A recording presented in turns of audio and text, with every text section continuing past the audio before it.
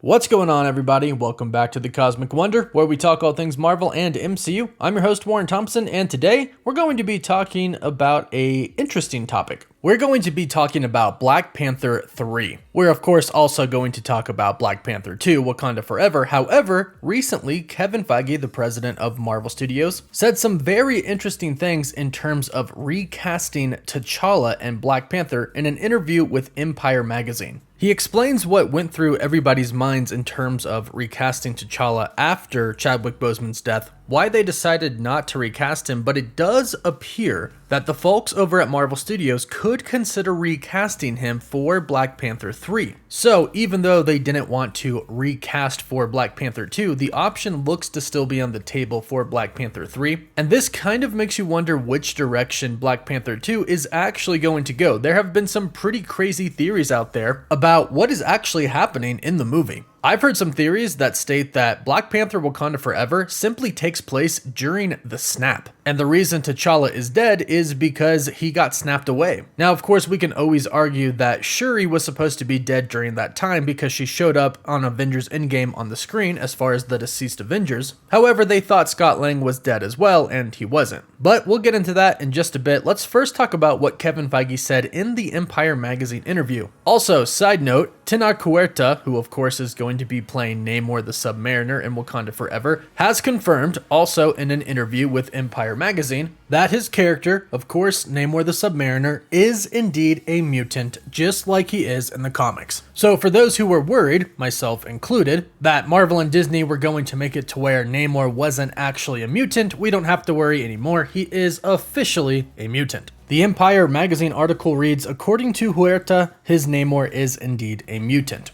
Now, moving on to the Empire article where Kevin Feige opened up to Empire.com on the decision to not recast T'Challa, Kevin Feige said in the article, it just felt like it was much too soon to recast. He went on to say, Stan Lee always said that Marvel represents the world outside your window. And we had talked about how, as extraordinary and fantastical as our characters and stories are, there's a relatable and human element to everything we do. The world is still processing the loss of Chad, and Ryan poured that into the story. Now, that first line about Kevin Feige stating that he felt like it was too soon to recast is extremely important, but let's finish this article and finish what Kevin Feige had to say about filming Black Panther 2 without Chadwick Boseman. The article continues and says, once Feige and Ryan Coogler figured out where they wanted to go, they got back to work on making a sequel that really mattered. Kevin Feige said, the conversations were entirely about, yes, what do we do next? And how could the legacy of Chadwick and what he had done to help Wakanda and the Black Panther become these incredible, aspirational, iconic ideas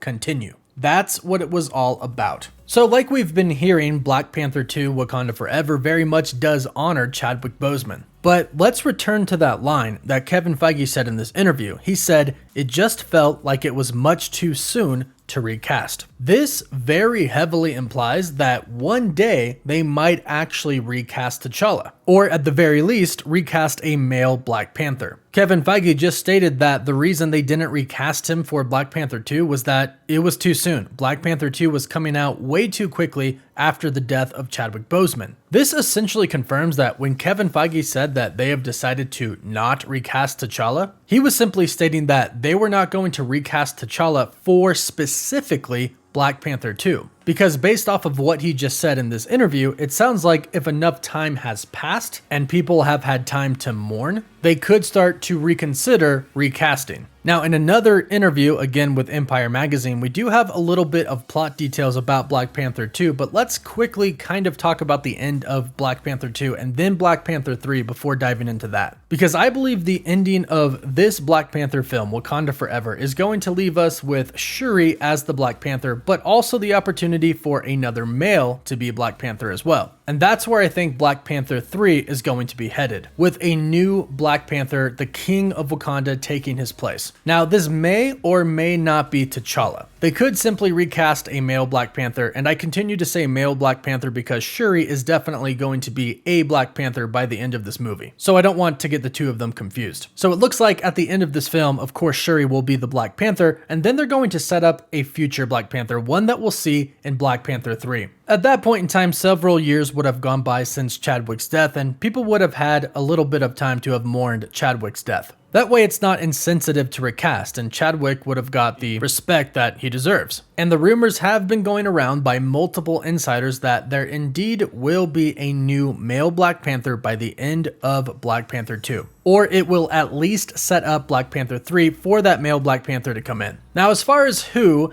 well, there have been a few different rumors going out there, none of which we can actually confirm to be true, of course, but one of which is that M'Baku will take on the mantle and become Black Panther and the King of Wakanda. Another is that T'Challa and Nakia actually had a kid off screen, and that child will grow up and of course become the rightful king of Wakanda and the next Black Panther. There are quite honestly a few different options, but the main point of this is Kevin Feige has stated that the reason they didn't recast before because it was too soon. So when enough time goes by, we could be getting a new Black Panther. Again, a male Black Panther because Shuri will be Black Panther in this film. Now, like I mentioned, this magazine article did reveal some plot details about Black Panther Wakanda Forever that have basically confirmed my suspicions on what this movie is actually about. This interview was with Tenoch Huerta Namor himself, and he was talking about how it's not going to be Atlantis in the movie like it is in the comics, but this incarnation is going to be inspired by the culture and history of Mesoamerica. And here's what he says about it that actually gives us some plot details. He says,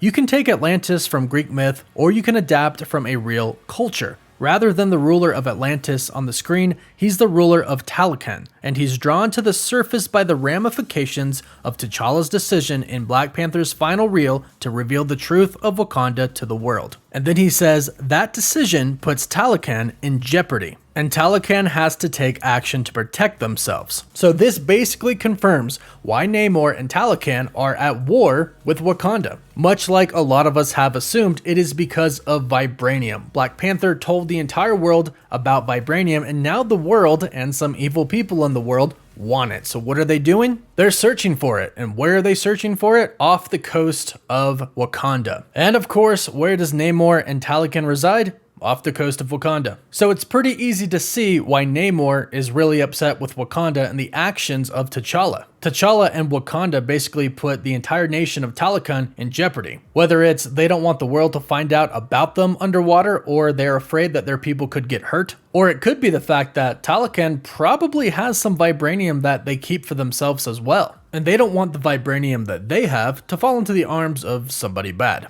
Now, we know from the footage that was shown at San Diego Comic-Con and then at D23 that a group of soldiers board a ship, and the ship appears to be a Wakandan ship, and they are in search for vibranium, but the Dora Milaje are undercover there and they defeat them. Now, we don't know who these soldiers are. They could be working for some government, or they could just simply be hired by somebody. Maybe even Dr. Doom, because there is a rumor going around that Doom is behind everything, but we'll have to wait and see on that. That is not confirmed. However, that is a story Doom wore from the comics, so perhaps Doom is trying to get Namor and the Atlanteans, or the Takanans, to try and attack Wakanda and destroy it so he can then come in and take the vibranium. But either way, we now know what the disruption is between Namor and his people and the Wakandans. Namor is mad that Wakanda told the world about vibranium because now people are trying to get it and are most likely disturbing and attacking his people. So I'm assuming that Namor is going to tell Wakanda, hey, cut off everything with you and the rest of the world. Tell everybody to stay back, don't let anybody into Wakanda, tell everybody they can't have vibranium. However, one of the last things that T'Challa did when he was alive was open up the world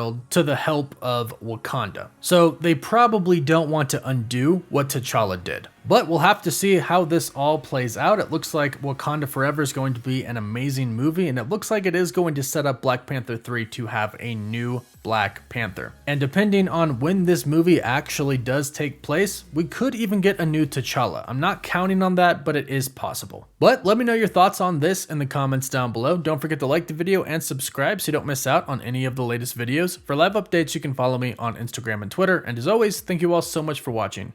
Woof woof.